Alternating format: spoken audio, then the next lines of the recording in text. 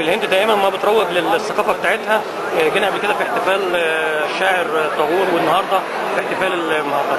يا ترى مصر بتعمل نفس الحدث هناك في الهند او في بعض الدول الثانيه؟ كل دول العالم في بعض العلاقات الثقافيه الخارجيه بننظم اسابيع مصريه واحتفالات مصريه بالشخصيات الثقافيه الكبيره وبالشخصيات السياسيه المصريه ايضا.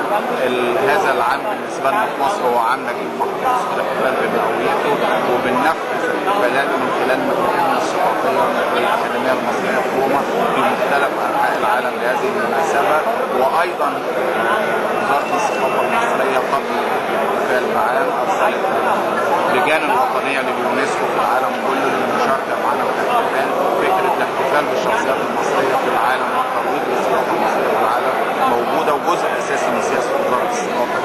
متشكر جدا.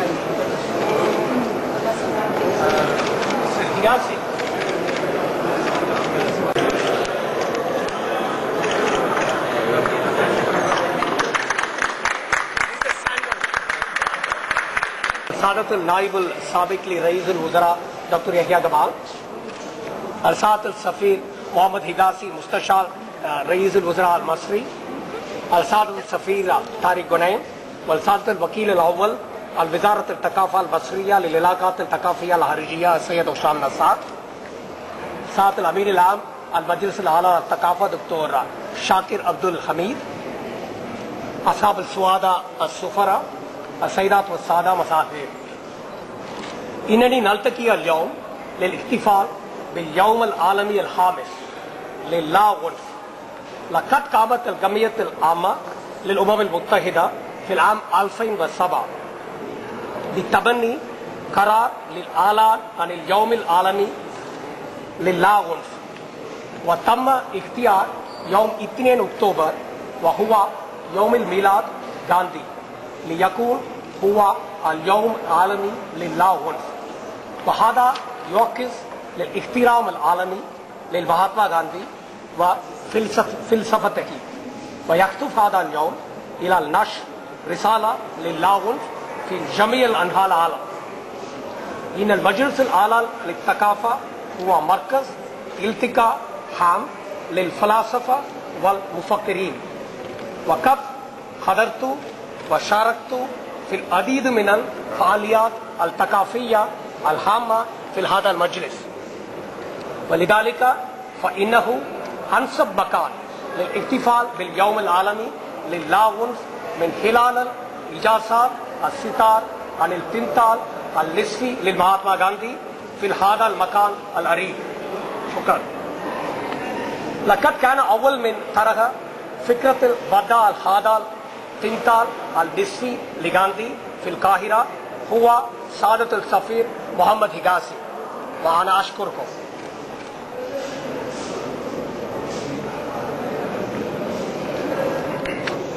إن نترك فكرته وأن يتم تنفيذها، وهنا أود أن أشكر من عميق القلب وزارة الثقافة المصرية برئاسة الدكتور عماد أبو الغازي دعمه الفوري وتحمسه للفكرة.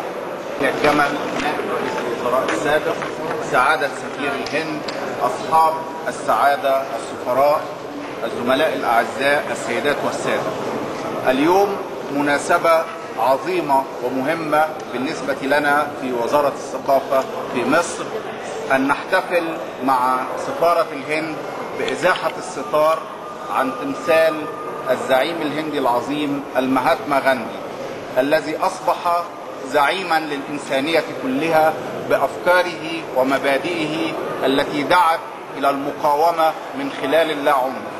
وأظن أننا عندما نحتفل بهذه المناسبة بعد ثورة 25 يناير التي اعتمدت مبدأ اللاعنف والسلمية طريقا لها، فإننا نضيف معاني جديدة وكبيرة إلى هذا الاحتفال.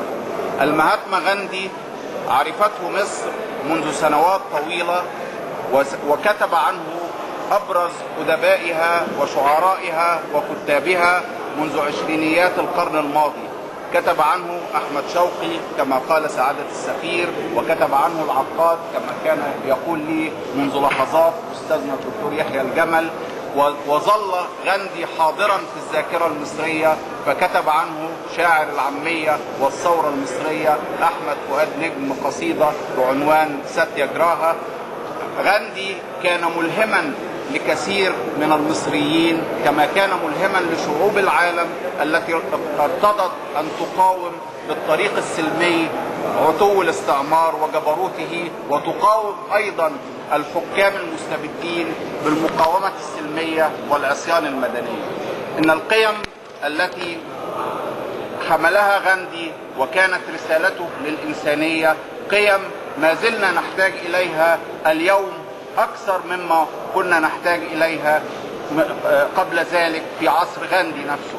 فاليوم يعيش العالم في ظروف تحتاج إلى إعلاء قيم المقاومة السلمية واللا عنف، وكان اختيار الأمم المتحدة لذكرى ميلاد المهاتما غاندي في 2 أكتوبر ليكون يوما عالميا للا عنف اختيارا له دلالته العميقة في تقدير هذا القديس العظيم، هذا الرائد العظيم، رسول السلام، رسول اللا عنف، رسول الإنسانية والدعوة لها. إننا اليوم ونحن نحتفل بهذه المناسبة في شهر أكتوبر الذي شهد مولد المهاتما غاندي بإزاحة الستار عن هذا التمثال الرمزي له في ساحة المجلس الأعلى للثقافة الذي يجمع مثقفي مصر من كل أطيافهم، فإننا نؤكد على قيمة اللا عنف في السياسة المصرية وفي الثقافة المصرية.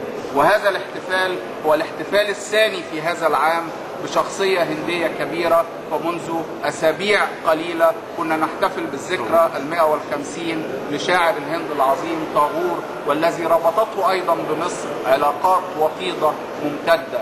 إن العلاقات بين مصر والهند في الثقافة والسياسة ومقاومة الاستعمار وفي الحضارة القديمة التي قامت على الزراعة منذ أقدم العصور هي علاقات وثيقة ووطيدة، ونتمنى ونتطلع إلى أن تمتد وتتعمق في المرحلة القادمة.